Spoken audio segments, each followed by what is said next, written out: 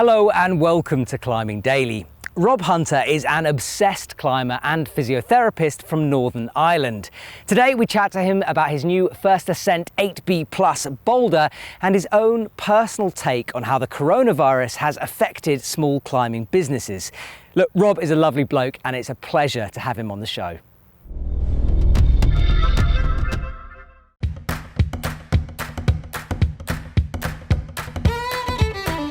Hi, my name's Rob Hunter. I'm a sports therapist. I run a clinic in Lisburn in Ireland here with my wife Veronica. We both head up the team for the clinic. Veronica would be physiotherapy and I'd be looking at climbing coaching, climbing performance, etc. Fairhead climbing is so special to me. In total honesty, if the climbing was taken away, it would be just the actual nature and the environment itself that draws me in. It's a very beautiful place. It's one of the few last wild places in Ireland.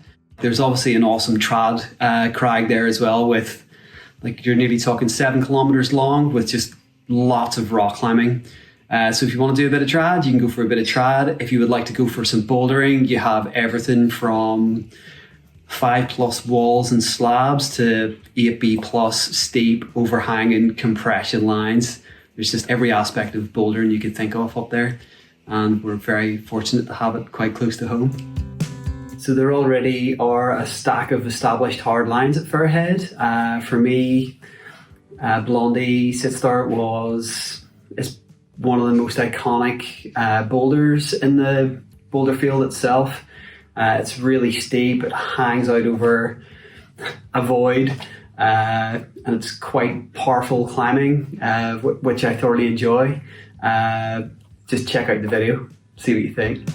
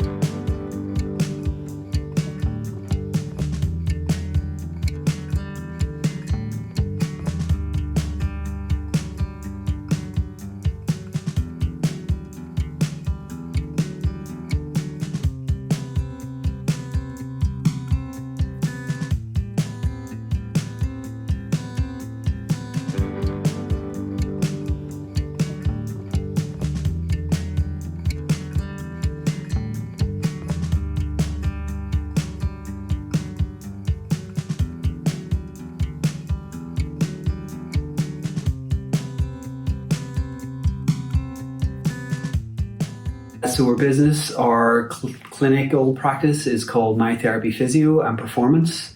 And within that, I would look at coaching, rock climbing performance, training programming, taking climbers and athletes to the next level. My wife Veronica would head up the physiotherapy side of the business, and she would look at all aspects of physiotherapy and rehabilitation of injuries. So with the impact of COVID-19, our business initially was completely shut down. Like our own clinical practice has actually only started to get back this week again with some very strict measures in place. So we've taken a lot of our services online, from our Client Fit classes, some online coaching and training programming. On a personal level, I would say for me, rock climbing is about mastery, and mastery of movement is a never-ending process. But some tips along that journey, I would say just try to remain focused. Commitment is massive. I would say also, like, when you're training, have your projects and your goals in your head. So when you're actually performing your workouts, you're actually like thinking about the projects that you're going to go and try. And finally, the big one for me would be pre-visualization.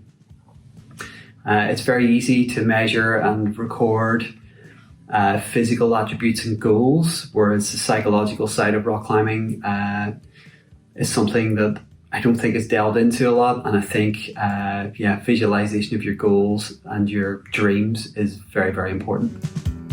So as I said, Veronica heads up the physiotherapy side of the business.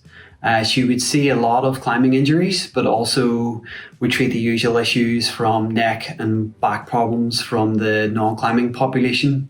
Interestingly though, she would perform a yearly audit from all the injuries we would see, and over the last year we would see more of a prevalence of shoulder and finger injuries, which tend to come around from just overuse. So best advice, especially post COVID-19, would be to actually just like take your sessions a little bit easier. Don't be going to the wall for like 4 hours at a time. Like just take it nice and easy, so you're not kind of building these overuse injuries into your system.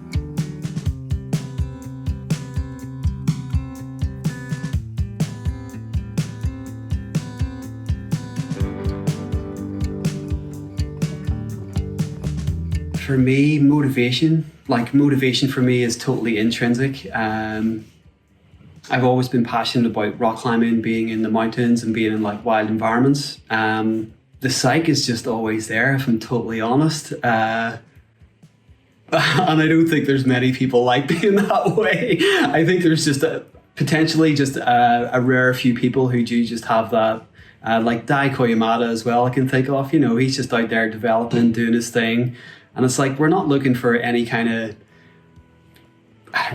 reward, credit, ego drive. I mean, we just do it because we absolutely love it, you know? I think for me as well, from my youth in rock climbing, in that it was always about adventure, having a look around the next corner, especially at Fairhead, where there's always potential for new lines. And I think it's like, what's going to be there? What's going to be next? And that really hasn't ever stopped. So our YouTube channel, bit of a story about that. My youngest brother has been like saying to me for about the last 6 years that I need to start up a YouTube channel. You should be putting the stuff that you do onto YouTube. I'm like, I'll get there. But it's kind of like the balance of work, going out rock climbing, you know.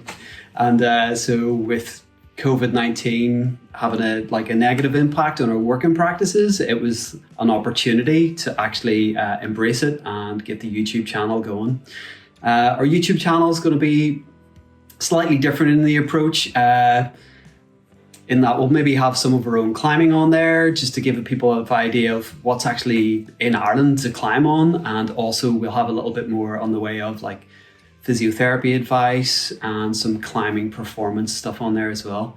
The videos will be quite short as well. I can't be watching videos for too long. So if the opportunity arises for you guys, certainly come over and give Fairhead bouldering an experience. It's definitely worth a visit. And if you want to have a look at our YouTube channel, the link will be at the bottom. Enjoy.